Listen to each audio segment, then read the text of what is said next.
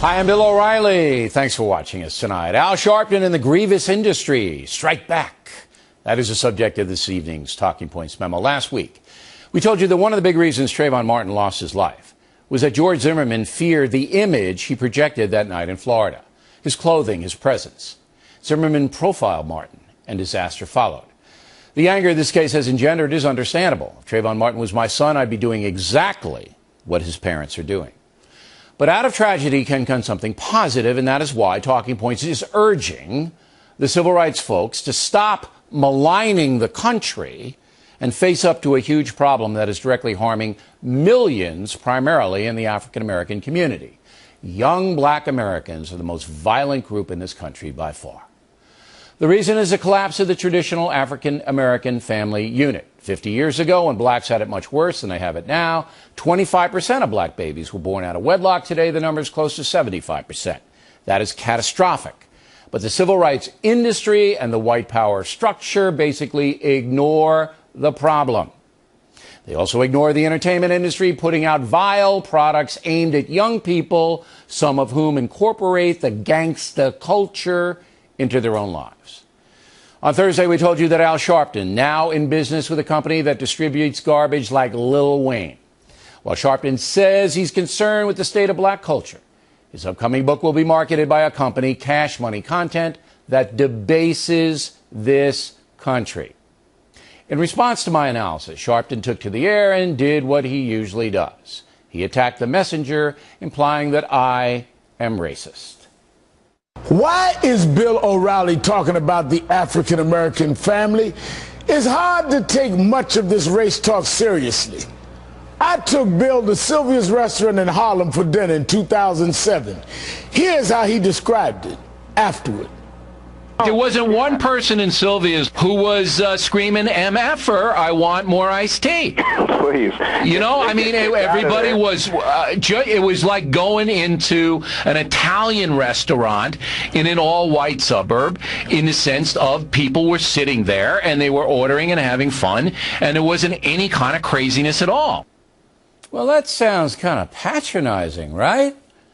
What Sharpton and a number of others on MSNBC did was take the radio clip from 2007 completely out of context. Here was my setup to the Sylvia's comment, something the dishonest Sharpton would never run. Black people in this country understand that they've had a very, very tough go of it. And some of them can get past that, and some of them cannot. I don't think there's a black American who hasn't had a personal insult that they've had to deal with because of the color of their skin. I don't think there's one in the country. So you got to accept that as being the truth. Does that sound anti-black to you? I continued my theme that despite racial injustice in the past, we're all Americans with much in common. And the marketplace is now reflecting that. I illustrated that point by talking about my dinner with Sharpton at Sylvia's restaurant. You know, when Sharpton and I walked in, it was like big commotion and everything, but everybody was very nice. And I couldn't get over the fact that there was no difference between Sylvia's restaurant and any other restaurant in New York City. I mean, it was exactly the same. Even though it's run by blacks, primarily black patronship, it was the same. And that's really what the society is all about now here in the USA. There's no difference. There's no difference. Quite a different tone. Sharpton and others are attacking me because I am a threat to them. They have failed to deal effectively with problems in the black community, and they make a lot of money by promoting racial division. Huffing indignant, Sharpton wrapped up his assault on me this way. We don't just want to single out one person, but we do want to set the record straight, and we're not going to allow them to decide the conversation that we're going to have in this country. So who's we, Al? Who's we? Who's them? Talking Points believes the day of the race hustlers is coming to an end. This we and them business gets the country nowhere. Fair-minded Americans well understand there are severe problems in the black community that have to be solved, and it will take honest, courageous people to do that. One of those honest people, CNN anchor Don Lemon, who referenced my talking points on his program. He's got a point. In fact, he's got more than a point.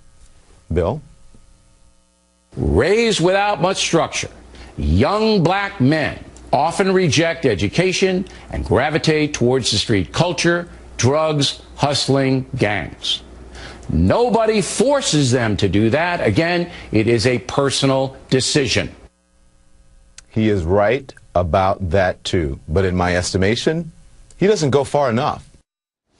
Mr. Lemon then went on to list things that African Americans should do to combat social problems. After his remarks, Mr. Lemon was predictably attacked by the race hustlers. But his courage stands in stark contrast to their ignorance and corruption. As for Al Sharpton, we will leave with him saying this. Is Bill O'Reilly saying George Zimmerman shot Trayvon Martin because Trayvon was born out of wedlock, even though he wasn't? That's ridiculous, right? Ridiculous? You bet, Al. Your day is done. And that's a memo. Now for the top story tonight, reaction. Joining us from Baltimore, Dr. Ben Carson, author of the book America the Beautiful, Rediscovering What Made This Nation Great. So I think the tide may be turning against the Sharptons and the race hustlers in general. Do you agree, Doctor? Well, I certainly hope so. And I want to take this opportunity to thank you for speaking out and not being intimidated by the PC police who think that just because you're white, you can't talk about what's going on in the black community. We have to recognize that we're all in the same boat in this country, and if part of the boat sinks, the rest of it goes down too. And for every one of those young people that we can keep from going down that path of self-destruction, that's one less person that we have to be afraid of or protect our families from, one less person that we have to pay for in the penal system or the welfare system, one more tax-paying productive member of society who may discover a new energy source or the cure for cancer. We can't afford to throw any of those people away, particularly during this time when we only produce 70,000 engineers a year and China produces 400,000. We have to start thinking collectively as a society and forget about all of these silly divisions. And also, you know, I think it's tremendous that you and some other people are starting to talk about the dissolution of the family, you know, in all communities, but particularly in the black community. And of course that's detrimental. Of course, you know, it's leading people into places where they shouldn't be because they're not getting that solid foundation and that anchor that they need. They're not getting the values that are so important. Okay. But what you have here is you have two forces at work. You have, you call them the PC. I think it's much more than that. You have an industry that makes a lot of money off the racial division.